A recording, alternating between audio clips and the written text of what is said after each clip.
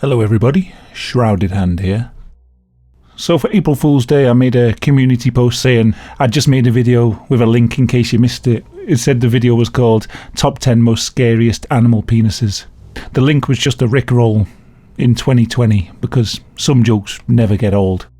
To be honest, I just thought up the dumbest video title I could think of, but some people were commenting saying they were disappointed that the video wasn't a real thing and they'd be actually interested in watching something like that. There was also quite a lot of cryptic comments about bed bugs, so that got me kind of intrigued. What exactly is so bad about bed bug reproduction? I had to look it up, so I'm going to share that with you. Thank you for bringing this to my attention.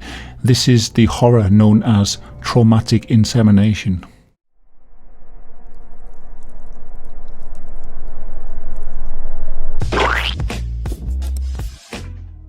The way bedbugs mate is pretty terrifying.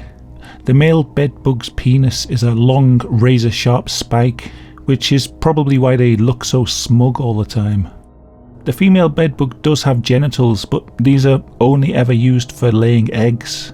When they mate, the male mounts the female and stabs his penis right through her abdomen and then injects sperm into her bloodstream. And that's what traumatic insemination is. The male literally stabs the female and fucks the wound. And bedbugs aren't the only creatures to reproduce in this way. The warehouse pirate bug, possibly named because the males have dicks that look like a big cutlass, stabs the female in the abdomen in a similar way to the bedbug. Researchers found that after mating, the female was left with an open seeping wound that significantly reduces the lifespan of the bug. It's thought that after being injured and sensing her imminent death, the female warehouse pirate bug will produce more eggs and lay them faster than if she was healthy. Bedbugs and warehouse pirate bugs could reproduce the normal way if they wanted, but traumatic insemination produces more offspring at a faster rate. It may even make the offspring healthier. Female bedbugs have been shown to be able to control their immune system in response to mating to reduce the infection rates from having their abdomen pierced. There are also certain sea creatures that practice traumatic insemination.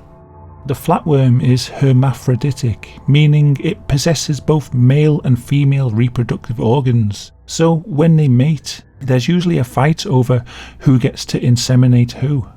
This has resulted in a practice that scientists have dubbed penis fencing, in which two flatworms will sword fight with their needle-like genitals for the right to impregnate the other. The winner is the first one to stab his penis into the body of the other. Many species of sea slug also copulate in this way. The strangest one is a variety of Siphoopteron that always seems to stab the other in the head.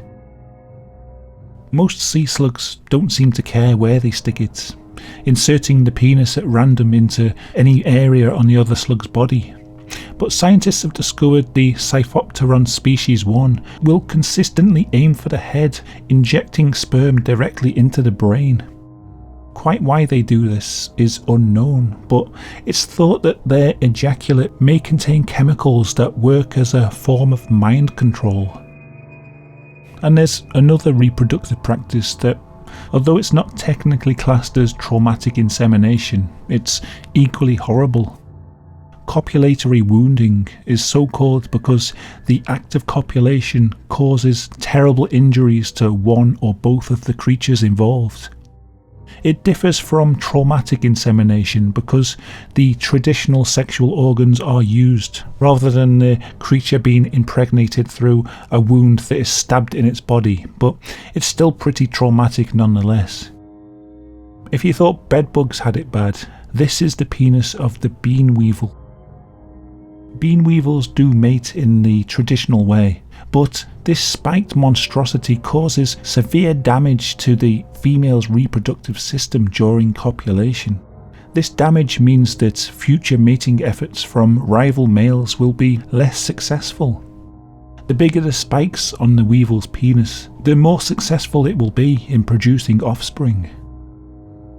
The Lanos mosquito fish has a penis with 4 sharp hooks that latch onto the female to stop her from escaping. Originally, the female of the species evolved a ball of flesh that covered the genitals so that she could reject undesirable males. But in response, the male evolved this barbed, pointed penis to enable them to force themselves on the female whenever they wanted.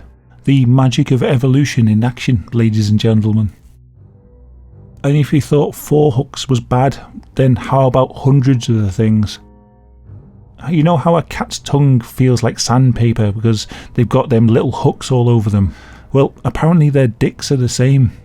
The male cat's genitals are covered in hundreds of tiny hooks called penile spines that scrape the inside of the female cat's vagina, triggering ovulation and making it difficult to remove the penis until the male cat has ejaculated. Now, I've seen videos of feral tomcats lining up to take turns with one female cat, and now I know about penile spines. It puts those videos in a whole new light.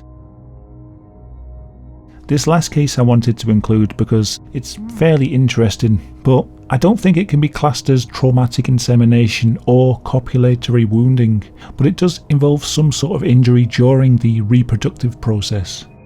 The male squid reproduces by releasing spermatophores. These are weird capsules containing spermatozoa that have this spiral-shaped hook on the side. The hooks attach themselves to the flesh of the female squid and slowly burrow their way deeper under the skin until the spermatozoa can be released into her body. In 2008, a woman in South Korea went to hospital complaining of pain in her mouth after eating some squid. An examination revealed lots of puncture wounds in her cheek and tongue, and when they looked closer at the wounds, they saw within lots of strange wriggling creatures that the doctors assumed were parasites. It was eventually discovered that this was squid sperm trying to burrow into her flesh. The squid she had eaten had tried to impregnate the inside of her mouth, and that was from eating just one piece. Just imagine how much squid cum is inside So Young's mouth right now. So there you go, you got your animal dick video. I hope you're happy with it. It was actually pretty interesting to research, I'm not gonna lie. There's actually tons of messed up ways that animals reproduce, and I found a lot more material, so I might do more videos like this if people seem to enjoy it.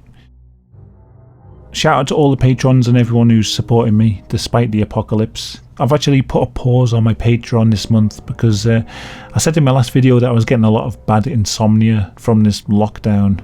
So I just wanted to have a month where I could kind of chill out and make videos at my own pace without worrying about not putting out content on time or making videos that were long enough. So if the videos come out a bit slower this month or they're a bit shorter than usual, it's just because I'm taking it easy in April and I didn't want my patrons to pay for me having a lazy month. Surprisingly, there is a very big difference between Shrouded hand. trying and Shrouded hand. not trying. Thank you very much for watching, and I hope you enjoyed the video. If you did, please traumatically inseminate that like button and subscribe if you're not already. Until next time, goodbye.